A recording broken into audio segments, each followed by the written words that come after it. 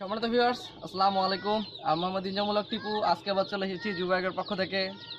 আমি আজকে থেকে আপনাদের জন্য প্রতিদিন সকালবেলা করে আপনাদের যে কমেন্টগুলো থাকে সেই কমেন্টগুলোর অ্যান্সারের ভিডিও নিয়ে চলে আসব।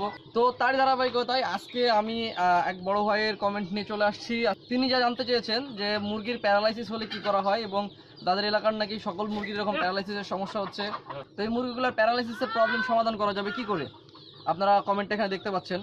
তো এই প্রবলেম সমাধান করার জন্য আসলে আমি তার আগে কিছু কথা বলে নেই। সেটা হচ্ছে যে আমি এখন থেকে আপনাদের যে কমেন্টগুলো আছে সেগুলোর অ্যান্সার দেবো। তবে একটা বিষয়, সেটা হচ্ছে আপনারা এত গুরুত্বপূর্ণ কমেন্ট করেন এক একটা, যে এক একটা কমেন্টই অ্যান্সার দিতে আমার 5 মিনিট 6 মিনিট প্রশ্ন চলে যায়। তার আগে যেভাবে কমেন্টের অ্যান্সার দিতেছিলাম একবারে ঢালাও 30 মিনিট 40 মিনিট, সেভাবে অ্যান্সার দিলে অনেকেই দেখেন না, বিরক্ত হয়ে যান। তো ছোট করেই বলতেছি, আসলে প্যারালাইসিস রোগের জন্য হয়ে গেলে এটা সমাধান করার জন্য তেমন বেশি আমার কাছে কোনো ওয়ে জানা নাই। তবে প্রিভেনশন হিসেবে আমরা কয়েকটা জিনিস ইউজ করতে পারি। সেটা হচ্ছে, একটা হচ্ছে thymine plus, thymine, vitamin B1 B2 B3। এটা হচ্ছে ভিটামিন বি এর অভাব পূরণ করার জন্য, এবং পায়ের শক্তি বর্ধন করার জন্য আমরা ক্যালসিয়াম ইউজ করতে পারি। যে ক্যালসিয়াম, আপনারা অবশ্যই পাউডার ক্যালসিয়ামটা ইউজ করবেন।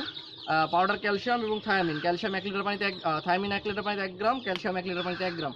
এটা যদি আপনি ইউজ করেন তাহলে আপনার মুরগির যে প্যারালাইসিসের প্রবলেম, পিছনে মুরগি দেখতে পাচ্ছেন, এরকম মুরগির বাচ্চা কিংবা মুরগির প্যারালাইসিস যে প্রবলেম, সেই প্রবলেম কিন্তু খুব ইজিলি সমাধান হয়ে যাবে। তবে সেক্ষেত্রে আপনারা অবশ্যই আপনাদের স্থানীয় যে পশু ডাক্তার কিংবা প্রাণী সম্পদ অধিদপ্তরের যিনি কর্মকর্তা আছেন, বিশেষজ্ঞ আছেন, তাদের পরামর্শ নিয়ে কাজ করবেন। তো আমার আজকে যে জানার মতো ছিল।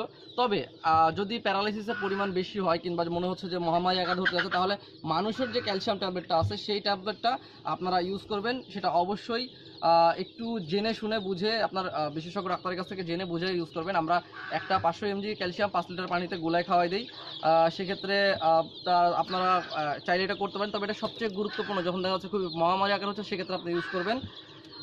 তবে আমার মনে বলে যে এইটাই যথেষ্ট। আপনার যে কোনো পাউডার ক্যালসিয়াম, আপনি লিকুইড ক্যালসিয়াম পাওয়া যাবে, লিকুইড ক্যালসিয়ামটা ইউজ করবেন না, সেটা রেজাল্ট একটু ধীর হয়। পাউডার ক্যালসিয়াম, যে কোনো কোম্পানি একটা পাউডার ক্যালসিয়াম, ভালো দেখে কোম্পানি একটা পাউডার ক্যালসিয়াম এবং থায়ামিন, এই দুইটা আপনি ইউজ করে দিবেন, দেখবেন যে একটা বেটার রেজাল্ট পেয়ে যাচ্ছেন। আর হয়ে গেলে কি করবেন, হয়ে গেলেও এটা ইউজ করবেন। তবে সেক্ষেত্রে বোন প্যারালাইসিস যেটা বলে, বোন প্যারালাইসিস যদি প্যারালাইসিস হয়ে যায় একবার, তাহলে সেক্ষেত্রে রেস্কিউ করে নেয়, সেটা খুব কঠিন। আপনারা দেখতে পাচ্ছেন যে আমার মুরগিগুলা সুস্থ সবল।